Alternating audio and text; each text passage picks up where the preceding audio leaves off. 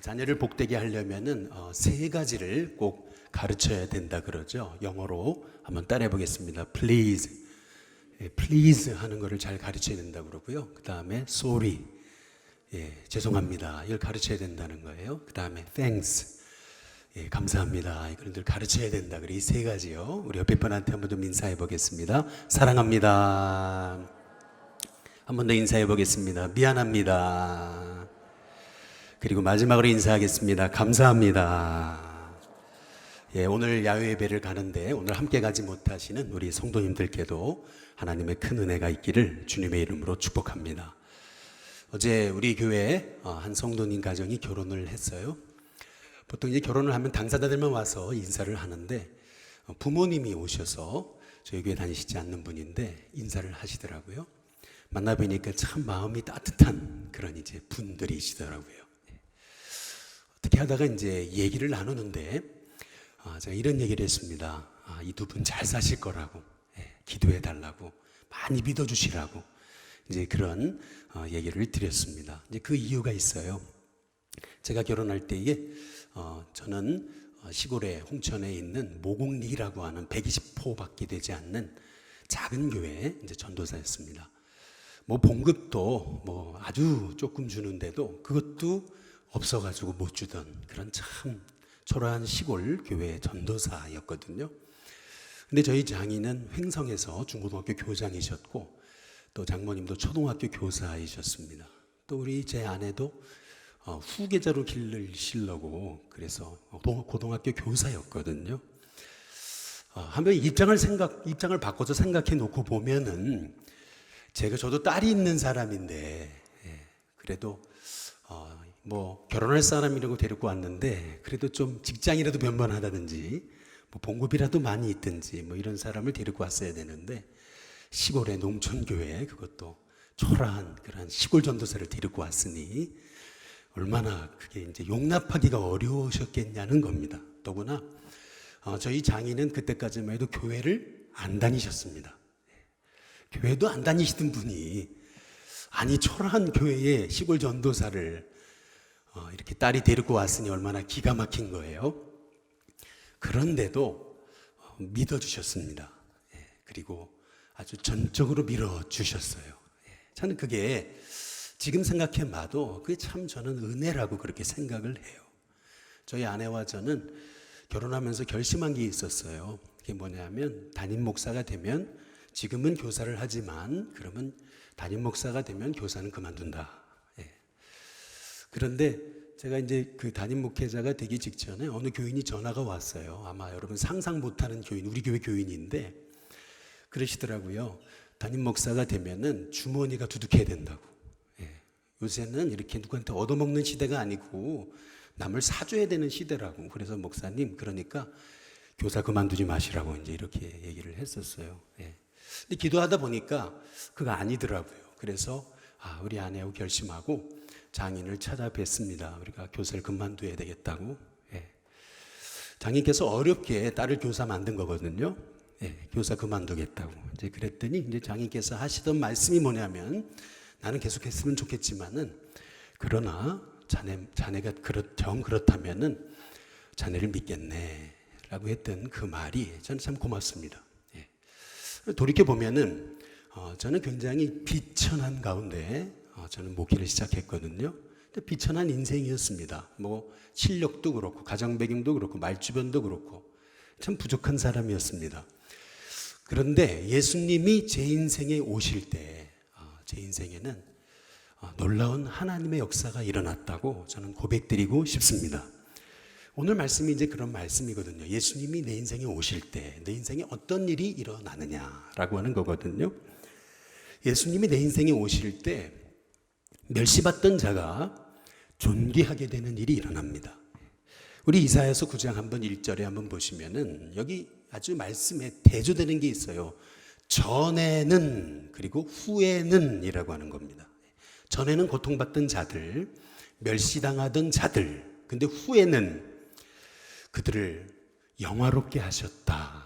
이제 우리 식으로 말하면 before, after 이제 이런 거거든요. 전에는 멸시받고 고통받던 자들이 예수님이 그 인생에 오시니까 그 인생을 예수님이 영화롭게 하셨다라고 하는 이제 그런 말씀이거든요. 여러분의 인생에 예수님이 오시면 여러분의 인생이 모두 흑암이 물러가는 역사가 일어나게 될 줄로 믿습니다. 여러분 인생에 예수님이 찾아오시면은 아무리 멸시받던 자들이라도, 아무리 비웃음 당하고 조롱받고 초라했던 인물이라도 예수님이 그 안에 계시기 때문에 예수님의 은혜로 여러분의 인생이 존귀하게 되고 하나님께 쓰임받고 그리고 가치 있는 인생으로 변화되는 은혜가 있게 하시리라 믿습니다. 먼데 있는 얘기 하지 않고 이제 가까운 얘기 좀 드리면은, 얼마 전에 우리 교인 한 분 새가족이 오셨어요. 근데 카드가 이렇게 새가족 카드가 올라오거든요. 근데 카드를 딱 보니까 이제 뭐라고 써 있냐면은 이제 이렇게 메모가 써 있었어요. 뭐라고 써 있었냐면 우리 교인 중에 한 분이 술을 끊는 것을 보고 뭔가 있다 생각하고 오셨다는 거예요. 할렐루야. 이 말이 뭐냐면은 아마도 우리 교인 중에서 우리 교회 오신 분 중에 아마 이렇게 술을 많이 드신 분이 계셨나 보죠. 근데 일심교회에 와서 회원동 분인데 술을 끊으셨나 봐요. 그래서 그 광경을 보고 저 뭔가 있다 라고 생각돼서 교회를 따라 나오셨다. 이제 그 얘기거든요. 별로 아멘도 안 하시는데 저는 그 얘기를 듣고 이제 감사했어요. 이제 그 이유는 뭐냐면 그 전에 이제 또 카드가 하나 이제 올라오기를 이제 이런 카드였었거든요. 남편이 이렇게 지병을 앓고 계시다는 거예요. 근데 그분의 남편이 지병을 앓고 계시는 분인데 남편이 말이죠. 전에 죄송합니다. 스님이셨다는 거예요. 그런데 이제 이분이 우리 교회 오셨잖아요. 우리 교회 교인 중에 한 분이 술을 드시다가 딱 술을 끊고 변화되는 모습을 보면서 뭔가 있다 생각되고 오신 거거든요. 저는 근데 그 얘기를 이제 들으면서 그런 생각을 해봤어요. 여러분 이사야서 9장 한번 2절을 한번 보시면은 같이 한번 읽어볼까요? 이사야 9장 2절입니다. 2절 함께 2절 없습니까? 9장 2절 제가 읽어보겠습니다. 흑암에 행하던 백성이 큰 빛을 보고 사망의 근질 땅에 거주하던 자에게 빛이 비치도다. 여기 잘 보세요. 흑암에 행하던 백성이 뭘 봐요? 큰 빛을 봅니다. 사망의 근질 땅에 거주하던 자에게 뭐가 비쳐요? 빛이 비치도다. 여러분 예수님이 여러분 인생에 오시면은 흑암이 물러가게 되어 있습니다. 아무리 사망의 근질 땅에 거주하던 자에게도 생명의 빛이 임하게 되는 역사가 있게 되는 줄로 믿습니다. 지난주에 우리 교인 중에 한 분이 세례 받으셨잖아요. 근데 지난주 우리 2부 예배 때 오신 분들은 잘 아시겠지만은 이분이 평생 이제 불교 신자로 사신 분이었거든요. 불교 집안에 태어나서 불교를 벗어날 수 없던 분이었는데 그래서 대학교 때는 불교 학생 회장까지 했던 분인데 지난주에 우리 교회 와서 세례를 받으셨거든요. 근데 제가 그랬어요. 끝나고 그분한테 제가 평생 세례식을 받지만은 제가 못 잊을 세례식을 했다고 제가 그랬어요. 이제 그 이유가 뭐냐면은 세례식이 딱 끝나니까 이제 이분이 저를 향해 성가대를 향해서 성도님을 향해서 3번이나 감사합니다, 감사합니다, 감사합니다 소리를 외치는데 아마 들으신 분들이 있을 겁니다. 보신 분들 사투리 섞인 말로 감사합니다, 감사합니다, 감사합니다 큰 소리로 제가 그 광경을 보면서 정말 하나님의 은혜가 감사합니다 라는 참 그런 고백을 드릴 수밖에 없었어요. 지난 수요일 날 이분이 예배 전에 제 옆에 오시더라고요. 그러시더니 봉투 하나를 주시는데 보니까 축복 세례 감사헌금, 그래서 감사헌금을 드리시더라고요. 제가 그걸 보면서 우리 인생이 아무리 전에는 멸시를 당하고 또 천하고 흑암에 있던 자라 하더라도 예수님이 우리 인생 가운데 오시면은 큰 빛이 임해서 전에는 소외받던 자, 조롱받던 자, 천시받던 자가 존귀케 되는 하나님의 역사가 일어나게 되는 줄로 믿으시기를 주님의 이름으로 축복합니다. 여러분, 그 링컨에 관해서 여러분 잘 아시다시피 어렸을 적 어머니를 잃고 새엄마 밑에 이제 자라나면서 제대로 정규 학교 교육을 못 받았잖아요. 청년 시절에는 그렇게 사랑하던 여인이 있었는데 여인을 잃고, 그리고 정계 입문에서는 계속 낙선을 하고 대통령이 돼서도 얼마나 사람들의 비판과 비난에 휩싸여서 대통령직을 수행했습니까? 근데 그가 암살당하던 날, 저는 참 이 일화가 덜 마음에 생각이 나요. 이 암살당하던 날 유품이 발견됐는데 지갑 속에 쪽지가 하나 있더래잖아요. 그게 뭔가 이렇게 펴서 사람들이 보니까 그 쪽지가 뭐냐면은 바로 한 기자가 이 링컨에 관해서 쓴 작은 기사인데, 그 기사의 타이틀이 뭐냐면은 지금껏 미국 역사상 가장 위대한 대통령 링컨이라고 하는 제목의 기사였던 거죠. 얼마나 사람들의 반대와 얼마나 사람들이 비판에 휩싸였으면은 끊임없이 어쨌든 하나님이 기뻐하시는 길을 가기 위해서 주머니에다가 그 기사를 넣어놓고 시간이 되면 펴보고 했다라고 하는 건 아니겠어요? 저는 늘 이 기사를 생각해 보면서 그런 생각을 해요. 예수님이 링컨이라고 하는 인생에 오시니까 비천한 사람이었잖아요. 조롱받던 사람이었잖아요. 멸시받는 사람이었잖아요. 그러나 예수님이 그 인생에 오시니까 여기 이방의 갈릴리를 영화롭게 하신 것처럼 바로 하나님의 사람, 그 사람을 하나님께서는 그 과거가 어땠든 하나님께서 그 인생을 예수님이 오셔서 존귀케 하시는 역사가 일어나게 된다는 겁니다. 저는 우리 일시교회 성도님들의 삶에 이런 은혜가 있게 되기를 주님의 이름으로 축복합니다. 두 번째, 예수님이 하시는 일은 사람의 생각과 방법을 뛰어넘거든요. 영어로 beyond description입니다. beyond thinking이에요. 내 생각과 어떤 그 판단을 다 뛰어넘어요. 예수님이 오실 때 내가 생각지 못한 일이 일어나요.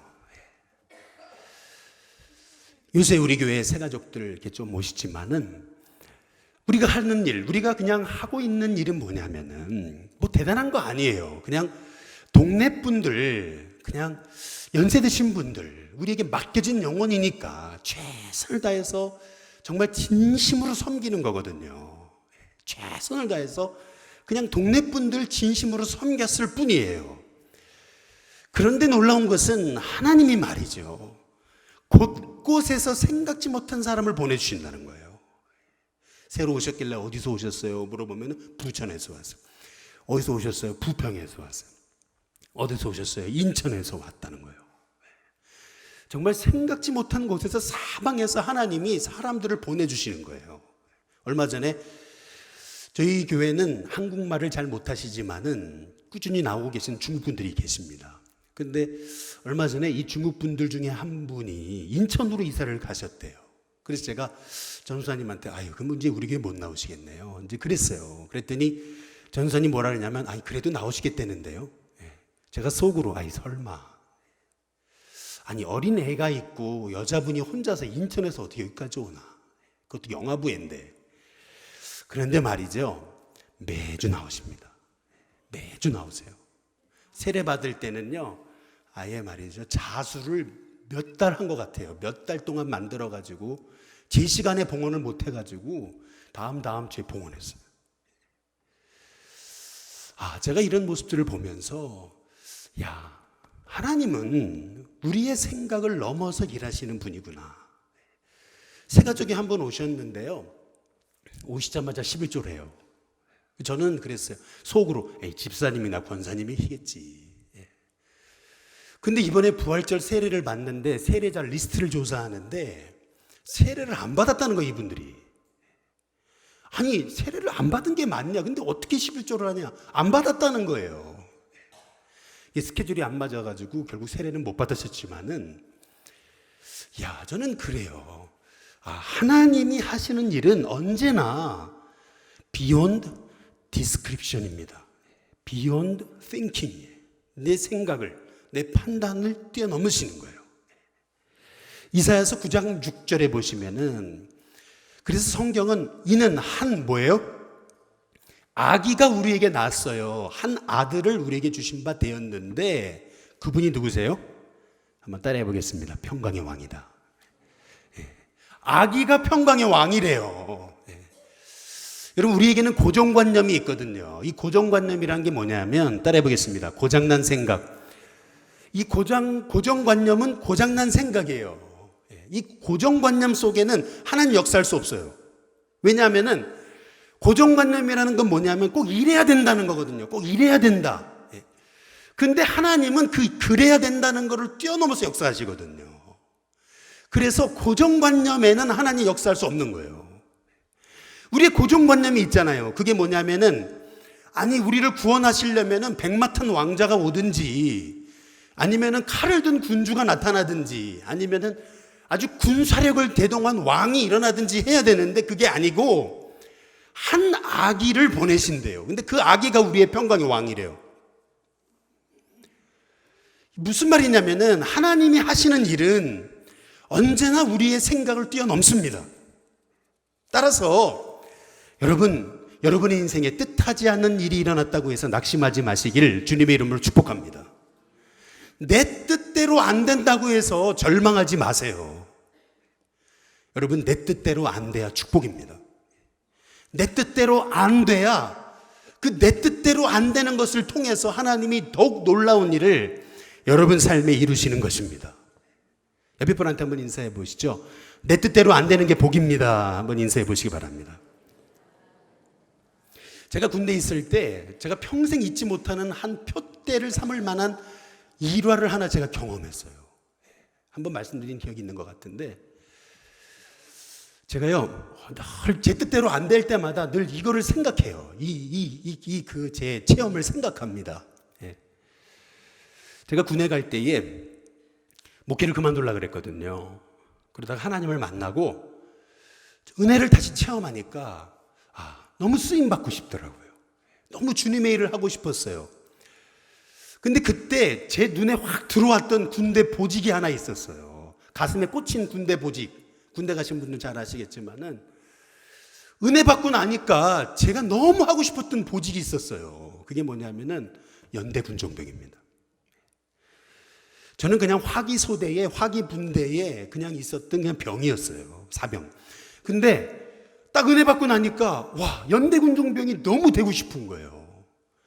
당시 저희 그 연대의 군종병은 늘 교회에 살면서 교회를 지키는 사람이었어요. 저는 그냥 단순하게 교회에서 살고 싶더라고요.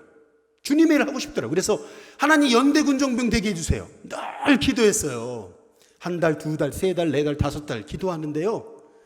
어느 날 말이죠. 누가 그러더라고요. 최근에 연대 군종병이 바뀌었대요. 새로 연대 군종병이 왔다는 거예요. 무슨 말이죠? 제 기도가 어떻게 된 거죠? 응답 못 된 거죠. 얼마나 절망스럽든지. 아니, 한 달도 아니고 두 달도 세 달도 아니고, 야, 일병 내내 기도했는데 너무 낙심이 됐어요. 사실은 하나님의 뜻이 있겠지라고 하면서도 낙심이 됐습니다. 그러고 나서 한 3개월 후에 대대 본부에서 저를 대대군종병이 되라고 저를 차출을 했어요. 연대군종병은 아니지만 그래도 대대 안에서 훈련도 다 받고 수요예배도 이끌고 주일예배도 이끌고 토요일은 성가대도 훈련시키고 하는 일을 이렇게 하는 게 너무 기뻐가지고 또 그것도 기쁨으로 사명을 감당했어요. 근데 그러던 어느 날 사단에서 군종병 집체교육을 했습니다. 그래서 모든 사단 내의 군종병들을 다 모았어요. 근데 공교롭게도 저랑 같이 방을 쓰게 된 사람이 누구냐면은 연대군종병이었습니다. 제가 기도했던 자리, 연대군종병.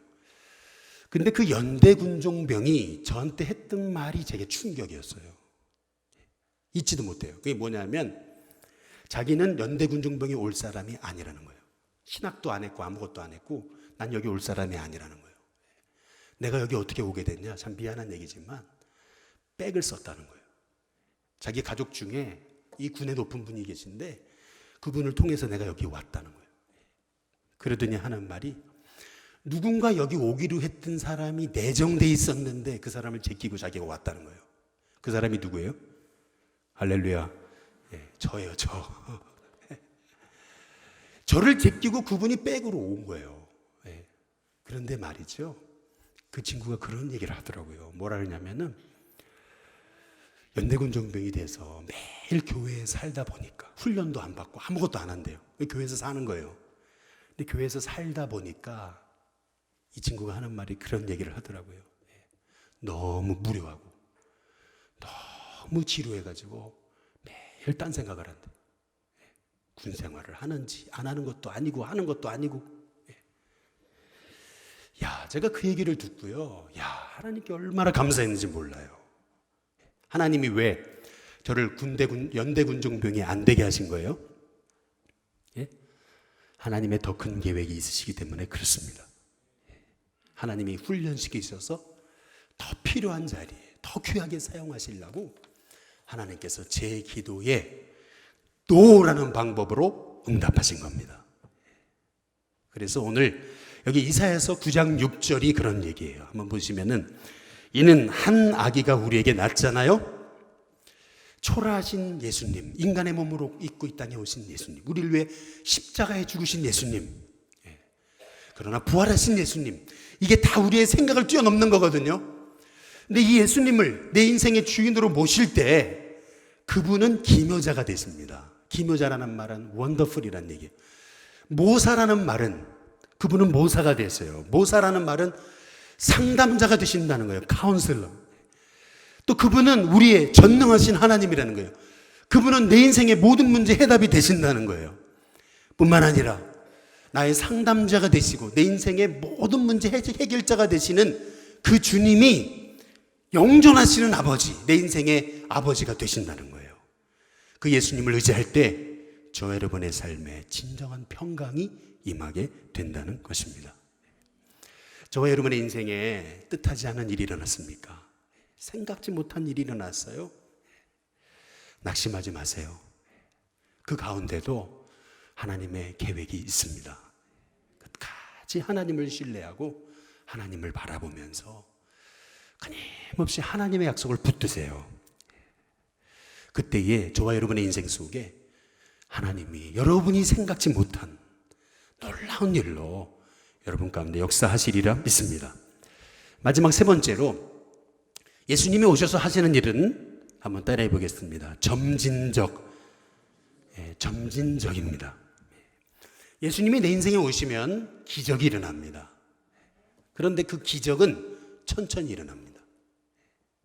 많은 분들이 늘 이 기적을 바라고 하나님의 은혜를 바라면서도 어떻게 생각하냐면 빨리빨리, 무조건 빨리빨리, 기도응답도 빨리빨리, 전도도 빨리빨리, 부흥도 빨리빨리, 다 빨리빨리란 말이에요.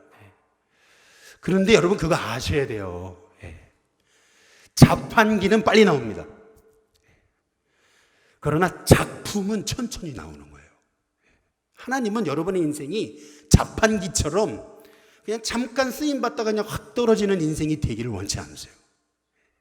그래서 하나님은 여러분의 삶에 하나님의 일을 천천히 이루심으로 여러분의 삶 자체가 하나님 보실 때 작품이 되게 하시는 겁니다. 그래서 여러분의 인생에 기적이 일어나되 빨리 일어나면 안 돼요. 천천히 일어나야 되는 거예요. 천천히 일어나야 그게 작품이고 그게 가치 있는 인생이 되는 겁니다. 이사야서 9장 7절의 말씀을 표준세변형으로 보면은 그의 왕권은 어떻게 돼요? 점점 더 커진대요. 내 시작은 미약하였으나 내 나중은 점점 창대하다는 거예요. 근데 그의 나라의 평화도 어떻게 해요? 끝없이 이어진대요. No end입니다. There is no end. 여러분에게 향한 하나님의 은혜와 평강은 끝이 없어요. 여러분, 하나님의 기적은 천천히 일어나는 거예요.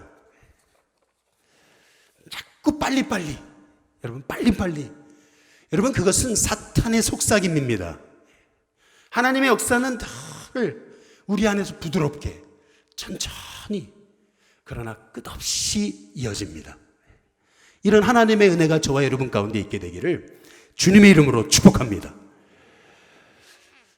이 말씀만 드리고 마치겠습니다. 저는 제 부목사 목회의 여정 가운데 제가 춘천에서 부목사 생활 7년을 하게 된 게 저는 가장 큰 축복이었다고 생각해요. 그 이유가 있어요. 제가 처음 춘천에 갔을 때 그 교회는 1000명도 안 모이던 교회였습니다. 근데 제가 있던 동안에 교회가 3000명까지 출석하는 걸 봤어요. 참 그게 은혜라고 생각해요. 요즘같이 어려운 시대에 교회가 1000명에 3000명을 부흥하는 그거를 몸으로 체험했어요. 어떻게 하면 교회는 살아난다, 어떻게 하면 교회는 일어난다, 이거를 몸으로 체험했어요. 저는 이게 큰 은혜라고 생각해요. 당시에 담임 목사님이셨던 권호수 목사님은요, 은퇴하셨습니다. 근데 이 권호수 목사님은 호랑이 목사님으로 유명했습니다. 무슨 말이죠? 엄청 무서우셨습니다. 사람들이 곁을 못 갔어요. 너무 무서우니까요, 이제 사람들이 뭐라 그랬냐면 뭐 정이 없다느니, 웃지도 않는다느니, 뭐 싸납다느니. 근데 이게 한 달이 걸쳐가니까 어떻게 되는 줄 아세요? 담임 목사님이 사랑이 없다느니, 관심이 없다느니, 뭐 이렇게. 그게 아주 소문이 아주 그 춘천 그 지역에 팽배했었습니다. 그런데요, 교회는 부흥했습니다. 교회는 끊임없이 자라났어요. 저는 생각해 봤어요. 아니, 왜 그 교회가 부흥할 수 있었을까? 그런 네거티브 이미지에도 불구하고 말이죠. 제가 내린 결론은 뭐냐면은 그거예요. 겉으로는 사람이 무뚝뚝해 보였을지 모르지만요, 한 가지 일을 해도요, 허투루 하시는 걸 못 봤어요. 허투루 하질 않아요. 이게 무슨 말이냐면, 늘 하나님의 음성에 따라서 성실하게 매일매일 성실함을 가지고 그 작은 일에도 헌신하고 충성한 거예요. 매일매일의 성실함과 하나님의 도우심이 불어닥치니까 하나님께서는 그 교회와 목회자를 존귀하게 사용하신 것인 줄로 저는 분명히 믿습니다. 여러분, 우리 인생에도 마찬가지예요. 예수님이 함께 하시는 인생이라고 어려움이 없는 게 아닙니다. 예수님이 함께 하신다고 여러분 문제가 일사천리로 풀리는 거 아니에요. 때로 어려움이 있습니다. 때때로 안 될 때가 있습니다. 눈물 흘릴 때도 있어요. 그러나 예수님이 저와 여러분 안에, 가슴 안에 있는 한 저와 여러분의 인생을 하나님이 도우십니다.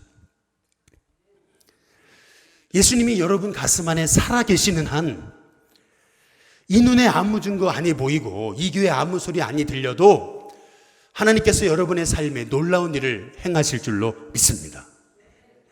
베드로의 인생에 예수님이 오실 때 비천했던 어부가 초대교회의 존귀한 지도자가 됩니다. 막달라 마리아 인생에 예수님이 오실 때 7 귀신 들려가지고 미쳤다 소리 들었던 여자가 예수님 부활의 첫 증인이 되는 거고요. 예수님이 바울의 인생에 찾아오실 때 편협한 엘리트주의에 젖어있던 이 바울이 나는 복음의 빚진 자라 하면서 야만인에게도 찾아가 복음 전하고 헬라인에게도 찾아가 복음 전하고 부한자에게도 찾아가 복음 전하고 가난한 자에게도 찾아가 복음 전하고 높은 자에게도 복음을 찾아가 복음을 전하고 낮은 자에게도 찾아가 복음을 전하는 눈물의 사도, 사랑의 사도, 복음의 사도가 된 것입니다. 예수님이 여러분의 인생에 오시면 천하던 자가 존귀하게 되는 역사가 일어나게 됩니다. 이 일이 저와 여러분 가운데 있게 되기를 주님의 이름으로 축복합니다. 이 일이 나에게 일어나려면 내 생각을 뛰어넘어서 하나님이 일하신다는 걸 기억해야 됩니다. 내 생각을 내려놔야 돼요. 고정관념 내려놔야 됩니다. 이래야 된다라는 생각을 내려놔야 됩니다. 하나님은 내 어리석은 생각을 뛰어넘어 역사하신다. 그러나 하나님은 내 인생에 기적을 행하시되 천천히 행하신다.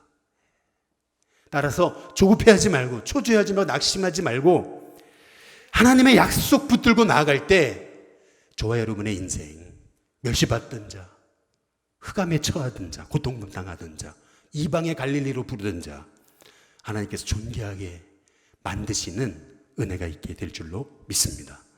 기도하겠습니다. 좋으신 하나님 감사를